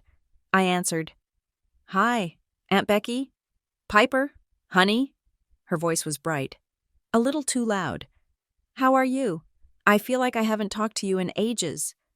I am okay, I said, putting the knife down. Just busy with work and the wedding. Oh, the wedding, yes. She laughed nervously. Listen, honey, I was just calling to check in. I spoke to your mom today. She sounded really upset. Did she? I asked. She said you two had a bit of a falling out at dinner, Rebecca said. She is worried about you. Piper, she said you were saying some strange things. About conspiracies? And people watching you? Is that what she said? She thinks you might be under too much stress, Rebecca continued, her voice lowering to a conspiratorial whisper. She mentioned you are seeing a therapist again? There is no shame in that, honey, but maybe you are projecting some things? I gripped the edge of the counter. Linda was fast. She was already spinning the narrative. Piper is crazy. Piper is paranoid. Don't listen to Piper. I am fine, Aunt Becky, I said evenly. I am just tired of being treated like a bank account. Oh, now, don't say that, Rebecca clucked. Your parents love you. They took you in when you had nobody. You know how Linda gets. She is dramatic, but she loves you. Does she? I asked. Of course. We all do. We all know how difficult things can be for you, with your background. With your background. What does that mean? I asked. Nothing, she stammered. Just look. Piper. We all saw that stupid video Haley sent. It was just a joke. Bad taste. Sure, but you shouldn't let it ruin your relationship with your mother. I froze. We all saw that stupid video. You saw the video? I asked, my voice barely a whisper. Well, yes, Rebecca admitted. It was in the group chat. I mean, I didn't laugh at it. I thought it was mean. But you know Haley, she is just blowing off steam. And Linda was just venting. They didn't mean for you to see it. So you have been in the chat, I said. For how long? Oh, I don't know, Rebecca said, sounding defensive now. A while? It is just family chatter, Piper, recipes, gossip. It is not a conspiracy. Right, I said. Just family chatter about how I am an emotional ATM and how I stole from Grandma. There was a silence on the other end of the line, a guilty, heavy silence. You knew, I said. You knew they accused me of stealing from Grandma June, and you never said a word to me. Piper, it is complicated, Rebecca pleaded. Linda said, I have to go. Aunt Becky, I said. Wait, Piper, don't be like this. We love you. I have to go. I hung up. I stood in the kitchen, staring at the half-chopped bell peppers. Rebecca knew.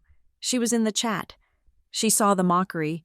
She saw the lies about the theft, and she said nothing. She let me come to her house for Christmas. She hugged me. She took the scarf I knitted for her, and all the while, she was reading messages about how unstable and greedy I was. They were all in on it. The whole Morgan core. I wasn't just excluded. I was the entertainment. A cold fury settled over me. It was different from the hurt I felt with my parents. This was strategic. This was the realization that if I filed the lawsuit on Monday without exposing the truth first, Linda would control the narrative. She would tell the extended family I was crazy, that I was suing them out of spite, that I was ungrateful. And they would believe her, because they had been primed to believe her for 4 years. I needed witnesses. I needed them to see the truth with their own eyes before the legal papers hit the fan. Ethan! I called out. He came running from the living room. What? What is it? We are having a party, I said. What? He blinked. Now?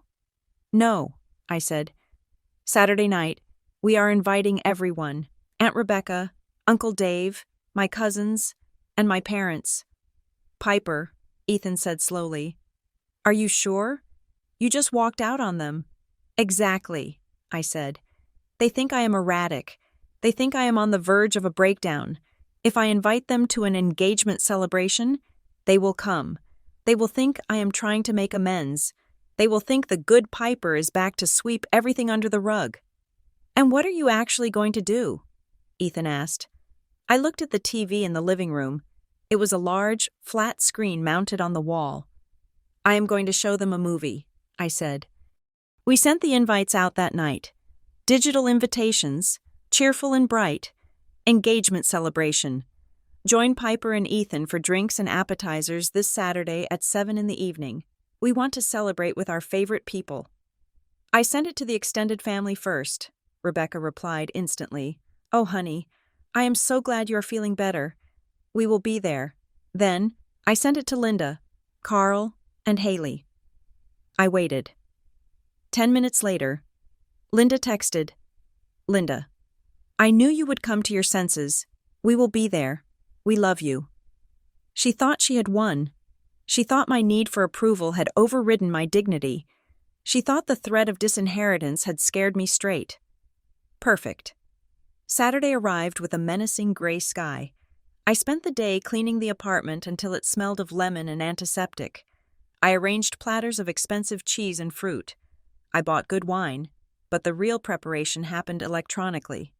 I connected my laptop to the TV via a hidden HDMI cable that ran behind the wall mount.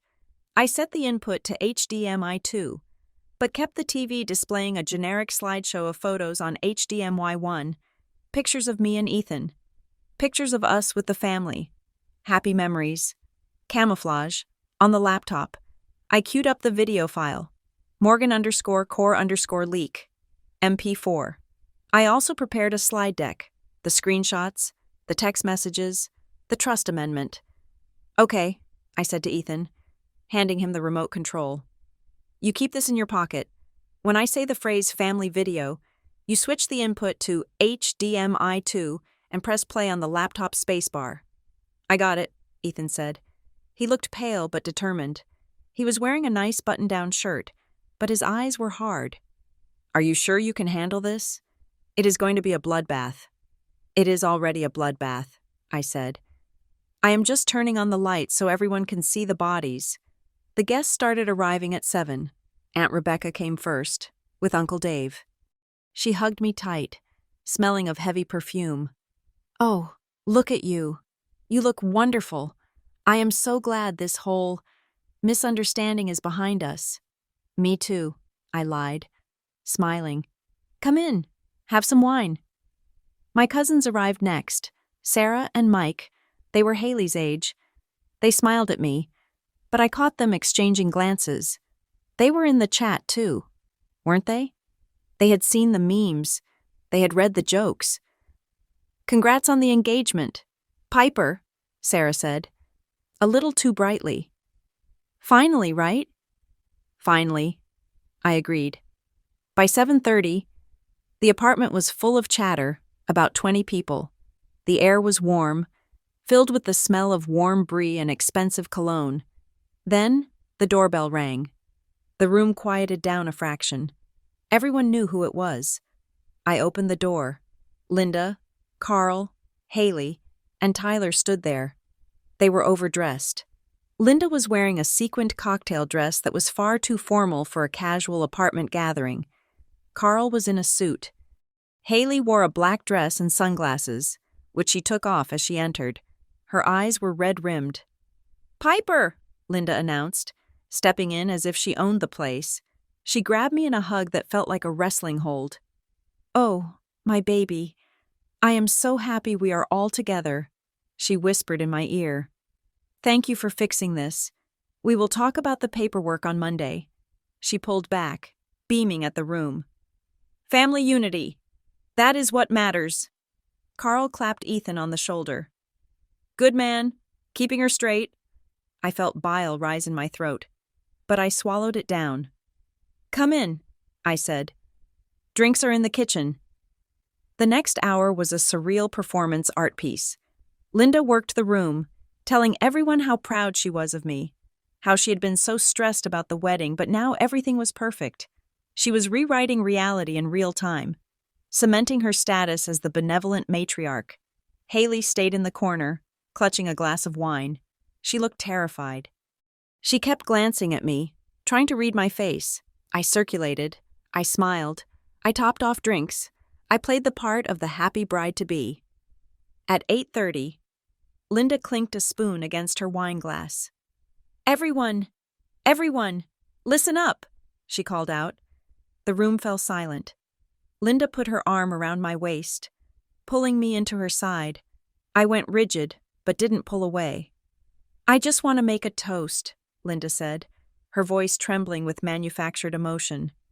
"To my daughter, Piper. You know, we have had our ups and downs. Every family does. But in the end, love conquers all. Piper is our rock. She is the glue." She squeezed me. "And we are just so happy to celebrate her big step. Even if she is leaving the nest, she will always be our little girl, our chosen girl." A few aunts murmured. "Aw," Carl raised his glass. "To Piper, our favorite daughter. Don't tell Haley." He laughed. A few people chuckled nervously. Haley didn't look up from her glass. "To Piper." The room chorused. I waited for the applause to die down. I gently extricated myself from Linda's grip. I stepped forward, facing the room. My back was to the TV. "Thank you, Mom," I said. My voice was steady, clear. "That was beautiful." I looked around the room. I made eye contact with Aunt Rebecca, with my cousins, with Tyler. "I actually have a little something to share too," I said. "Since we are all here, since the whole family is together," Linda smiled, looking expectant. She probably thought I was going to announce the date, or maybe thank them publicly for rescuing me. "Family means a lot to me," I said. "Transparency means a lot to me, and over the last few days, I have been thinking about how we communicate, how we see each other." I took a deep breath. "I received a video recently," I said. "A family video, and it meant so much to me. I wanted to share it with all of you." Linda's smile faltered. A flicker of confusion crossed her face. "Ethan?" I said. Nodding to him, Ethan was standing by the wall. He pulled the remote from his pocket. He pointed it at the TV. The screen flickered. The slideshow of happy photos disappeared. A black screen appeared for a second. Then, the video started. The volume was turned up to maximum. "Okay, are we recording?" Haley's voice boomed through the apartment. The image of my parents' living room filled the 60-inch screen. The quality was crystal clear. Linda gasped, "What is this?" On the screen, Linda threw her head back and laughed. "Oh God, don't remind me. I spent 40 minutes on the phone with her yesterday, listening to her whine about her work-life balance." The room went dead silent. You could hear a pin drop. I watched the guests. Their faces went from polite interest to confusion to horror. "She is an emotional ATM with legs," on-screen Linda declared. "As long as you press the right buttons, guilt, gratitude, she spits out cash." In the real room, Linda let out a strangled sound. "Turn it off! Ethan, turn it off!" Ethan didn't move. He stood with his arms crossed, staring at the screen. "We need to clean up the credit cards before the timeline is up," on screen Carl said. "We can't have any red flags when Grandma June's trust pays out." Aunt Rebecca's hand flew to her mouth. Uncle Dave frowned, looking at Carl. "And we are draining her dry before we move everything into Haley's name." On screen, Carl laughed. "Think of it as reimbursement for raising her." "Carl," Uncle Dave barked, "what the hell is this?" "It is a deep fake," Carl shouted, his face crimson. "It is AI. She made it up." But the video kept playing. "She is overreacting." On screen, Linda said, "She has always been unstable. It is the genetics. You never know what you are getting with adopted ones." A collective gasp went through the room. My cousin Sarah looked at me, her eyes wide with shock. The video ended. But the screen didn't go black. I had set it to transition immediately to the slides. The next image appeared, a giant, high-resolution screenshot of the group chat info. Group name: Morgan Core, no Piper. Participants: Linda, Carl, Haley, Tyler, Rebecca. Aunt Rebecca squeaked. "Oh my God." Then the messages started cycling, slide after slide. Linda: "She raided Grandma's savings last year. Took $2,000. Tyler: "Are you sure Piper won't have legal grounds to whine?" Haley: "Rewriting history before the ink dries." I stood there, watching them watch the evidence of their own cruelty. I looked at Linda. She wasn't shouting anymore. She was staring at the TV, her mouth opening and closing like a fish. She looked small, shrunken. The sequins on her dress caught the light. Mocking her, I looked at Carl. He was gripping the back of a chair, sweating profusely. I looked at Haley. She was crying, silent tears streaming down her face, shaking her head. I stepped back into the center of the room. The silence was heavy, suffocating. "It is not AI," I said calmly. "It is not a deep fake. It is an export from the group chat you have all been a part of for 4 years. I turned to Aunt Rebecca. "You knew," I said. "You saw them accuse me of stealing from Grandma. You saw them call me unstable, and you smiled at me and ate my food." Rebecca started to sob. "Piper, I didn't." "And you?" I turned to Linda. "You called me a prop. You said my birth mother gave me away because she was selfish. You said it was in the blood." "Piper, please," Linda whispered. "Not here. Not in front of everyone." "Why not?" I asked. "You were happy to say it in front of everyone in the chat. You were happy to say it to the whole family as long as I wasn't there." I pointed at the screen where the text about Grandma's trust was displayed. "You lied to Grandma June on her deathbed," I said, my voice rising just a little, sharp as a blade. "You told her I stole $2,000 so she would sign an amendment cutting me out. That is fraud. Mom, that is a crime." "That is a lie," Carl shouted. "She changed it because she wanted to." "I have her letter," I said. "I went to the safe deposit box. The one you told me didn't exist." Carl went pale. I have the letter where she says you pressured her. I have the sticky note where she says you told her I was a thief. I looked around at the stunned guests. I invited you all here because I wanted you to know the truth, I said. My parents have been stealing from me. They have been lying about me, and they have been planning to defraud me of my credit and my inheritance. I looked at Ethan. Show them the last slide, I said. Ethan clicked the remote. The screen displayed a PDF document. The header read, Petition to invalidate trust amendment and complaint for fraud. My lawyer filed this on Monday morning, I said. Or rather, he will, but the draft is ready. I looked at Linda and Carl. I am not the fixer anymore, I said. I am not the safety net, and I'm certainly not the emotional ATM. Piper, Haley said, stepping forward. Piper, I am sorry. Save it, I said. You held the camera. I walked over to the door and opened it wide. The cool night air rushed in. Get out, I said. Nobody moved. I said, get out, I yelled. The first time I had raised my voice all night. All of you, get out of my house. Linda looked at me with a look of pure hatred. The mask was gone. There was no mother there anymore, just a woman who had lost control of her asset. She grabbed her purse. She marched to the door. As she passed me, she hissed, You are ungrateful trash. You will regret this. I doubt it, I said. Carl followed her, refusing to look at me. Tyler practically ran out. Haley lingered for a second, looking like she wanted to say something, but then she saw my face and turned away, following her parents into the hallway. The extended family, Aunt Rebecca, Uncle Dave, the cousins, shuffled out awkwardly. Rebecca tried to touch my arm as she passed. Don't, I said. Pulling back, she burst into fresh tears and hurried out. When the last guest was gone, I slammed the door. I locked the deadbolt.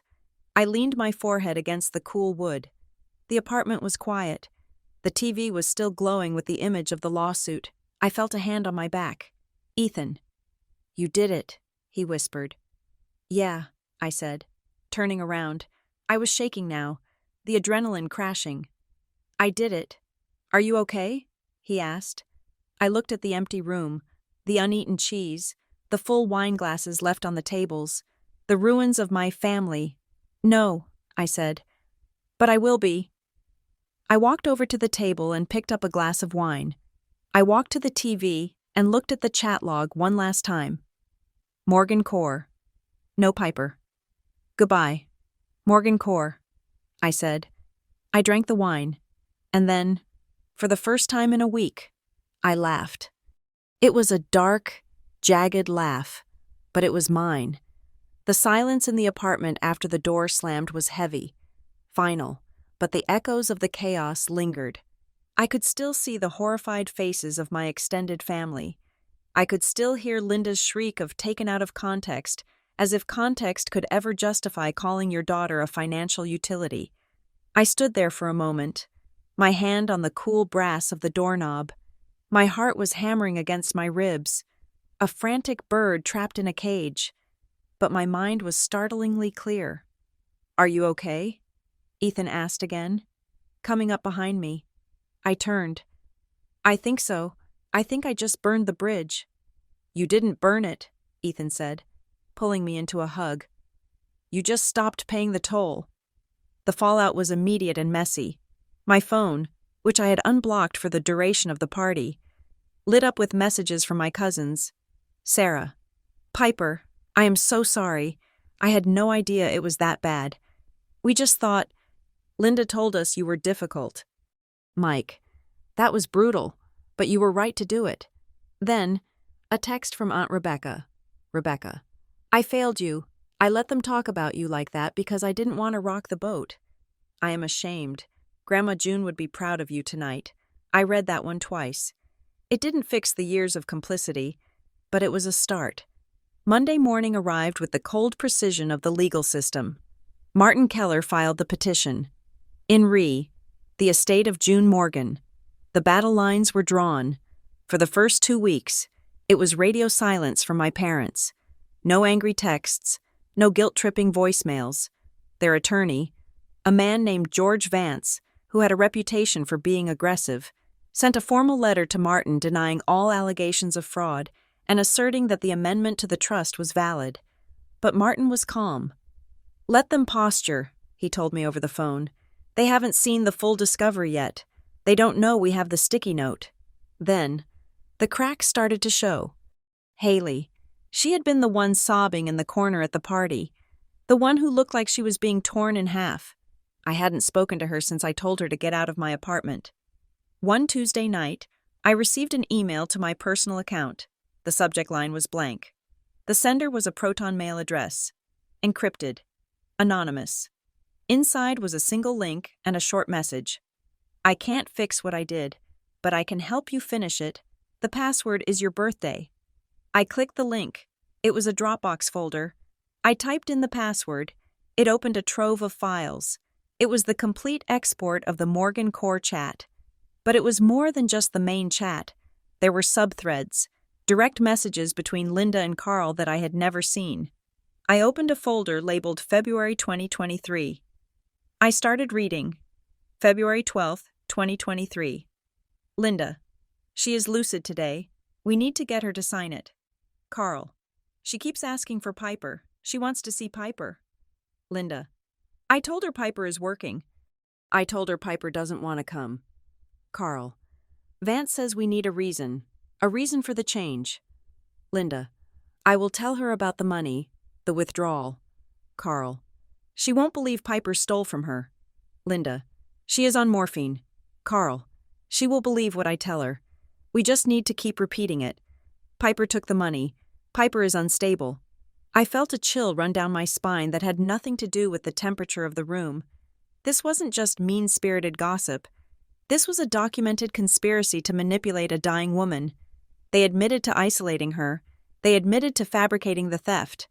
There was another thread from a week later. February 20th, 2023. Linda. "It is done," she signed. Carl. "Did she read it?" Linda. "Barely. She was crying. She wrote something on a sticky note, but I threw it away. Or I thought I did. It got mixed in with the papers." I gasped. The sticky note. The one I found in the safe deposit box. Linda thought she had destroyed it, but in her haste, she had probably shoved it into the envelope with the other documents. This was it. This was the final nail. I forwarded the entire folder to Martin. 10 minutes later, he called me. "Piper," he said, his voice serious. "Where did you get this?" "An anonymous source," I said. "My sister." "This is—" Martin paused. "This is devastating. This proves intent. It proves isolation. It proves elder abuse. If this goes to trial, your parents could be looking at criminal charges, not just civil liability." "I don't want to put them in jail," I said, the old instinct to protect them flaring up for a second. "I just want what is mine, and I want to be left alone." "We have mediation scheduled for next Thursday," Martin said. "We are going to walk in there and end this." The day of the mediation was gray and rainy. We met at a neutral location, a dispute resolution center downtown with beige walls and bad coffee. I wore my navy suit again, my armor. Ethan sat next to me, his hand resting on the table, close enough to touch. Martin sat on my other side, a stack of files in front of him. Across the table sat Linda and Carl. They looked aged. Linda's hair was perfectly coiffed, but her face was drawn, the lines around her mouth deep with bitterness. Carl wouldn't look at me. He stared at his hands. Haley wasn't there. Her absence felt heavy. Their lawyer, Mr. Vance, opened his briefcase. He was a blustery man with a red face. "We are here to resolve a family dispute," Vance began. "My clients maintain that the amendment to the trust reflects the true wishes of the decedent. However, for the sake of family harmony, they are willing to offer a settlement." He slid a piece of paper across the table. $10,000, Vance said, "and a waiver of all future claims." Martin didn't even look at the paper. He laughed, a dry, humorless sound. "Mr. Vance," Martin said. "Martin." I think you are operating under a misunderstanding of the evidentiary landscape. We have seen the chat logs, Vance said dismissively. Unflattering. Yes. Illegal? No. People are allowed to vent about their family members in private. Are they allowed to conspire to isolate a testator? Martin asked. Are they allowed to fabricate allegations of theft to induce a signature? Martin opened his laptop. He connected it to the projector in the room. We received some new discovery this week, Martin said. From a source within the family. Linda's head snapped up. Her eyes narrowed. Martin projected the chat log from February 12, 2023. Linda. I will tell her about the money, the withdrawal. Carl. She won't believe Piper stole from her. Linda. She is on morphine. She will believe what I tell her. The room went silent. The hum of the projector fan sounded like a jet engine. Linda went pale. She reached out and gripped Carl's arm. Carl closed his eyes. And though, Martin continued, clicking to the next slide. The admission regarding the sticky note. Linda. She wrote something on a sticky note, but I threw it away. Martin closed the laptop. We have the original sticky note, Martin said softly. It matches the handwriting on the amendment. It matches the handwriting in the letter. And now, we have your client admitting she tried to destroy it. Martin leaned forward. This is not a negotiation about $10,000. Mr. Vance, this is a courtesy meeting before we refer this file to the district attorney for fraud and elder abuse. Vance looked at the screen. Then he looked at his clients. He saw the guilt written plainly on their faces. He closed his folder. Give us a moment, Vance said. We stepped out into the hallway. I leaned against the wall, taking a deep breath. You okay? Ethan asked. I feel like I'm watching a car crash, I said. But I am driving the other car. You are surviving the crash, Ethan corrected. 10 minutes later, Vance opened the door. He looked tired. Come back in, he said. We sat down. My clients, Vance said, are prepared to settle. They agree to invalidate the amendment. The trust will be distributed according to the original terms, 50-50 split between Piper and Haley. And, Martin said, we want a full accounting of the estate, every penny spent since June Morgan died. If there is a shortfall, it comes out of Linda and Carl's personal assets. Fine, Vance said. And I spoke up. Everyone looked at me. I want a written statement, I said, signed by both of them, admitting that the allegation of theft was false, admitting that I never took money from Grandma, and agreeing to never disparage me in writing or verbally to any family member again. That is unusual, Vance said. That is the price, I said. Or we go to trial, and I play the video for the jury. Linda looked at me. Her eyes were wet. Why are you doing this? She whispered. We are your parents. No, I said. You were my managers, and I am terminating the contract. She flinched. Carl picked up a pen. His hand was shaking. Give me the paper. It took an hour to finalize the language. I watched them sign. I watched the notary stamp the document. When it was done, Linda stood up. She looked at me one last time. There was no apology in her eyes, just a deep, resentful confusion. She still didn't understand. She truly believed she was entitled to use me. You will be lonely, she said, without family. I have family, I said, reaching for Ethan's hand, and I have self-respect. That is enough. They left. I sat in the chair for a long time. The room was quiet. It is done, Martin said. The funds should be transferred within 30 days. Thank you, I said. I walked out of the building into the rain. It felt cleansing. 6 months later, I sat on the balcony of a small apartment in Italy. The air smelled of salt and lemons. Ethan was inside, unpacking our suitcases. We had eloped. Just us. No drama, no guests, just two people making a promise they intended to keep. My phone buzzed. I picked it up. It was a text from Haley. We had started talking again. Slowly, carefully. She was in therapy. She had moved out of the house in Riverbend. She was learning to stand on her own 2 feet, without our parents' toxic support. Haley. I deposited the check. I bought a condo. Just me. No LLC. I smiled. Piper. Good. Proud of you. I put the phone down. I looked out at the ocean. I thought about the girl I used to be. The girl who checked her bank account in panic. The girl who apologized for existing. The girl who thought love was a debt she had to pay off. She was gone. I had the money from Grandma June. It wasn't a fortune, but it was freedom. It was a down payment on a house where no one would ever make me feel small. But more than the money, I had the truth. I had rewritten the story. My parents had tried to write a tragedy where I was the victim. Instead, I wrote a thriller where I was the hero. I took a sip of wine. Good wine. Not the mid-price stuff I used to buy to please Linda. Ethan came out onto the balcony. He wrapped his arms around me from behind, resting his chin on my shoulder. "What are you thinking about?" he asked. "Grandma June," I said, "and sticky notes." "She would be happy," he said. "Yeah," I said. "She would." I leaned back into him. The sun was setting, painting the sky in shades of gold and violet. I was an orphan in the way that mattered. My parents were alive, but they were gone to me, and yet I had never felt less alone. I had found my voice. I had found my spine, and I had found the exit door to a room I should have left years ago. The fixer had finally fixed herself, and that was the best revenge of all. Thank you so much for listening to My Sister Sent Me a Video from the family's secret group chat by accident. I watched and I hope you enjoyed this journey of justice and reclaiming one's life. I would love to hear from you. Please leave a comment below, letting me know where you are listening from. It is always amazing to see how far these stories travel. If you enjoyed this story, please make sure to subscribe to Revenge Stories.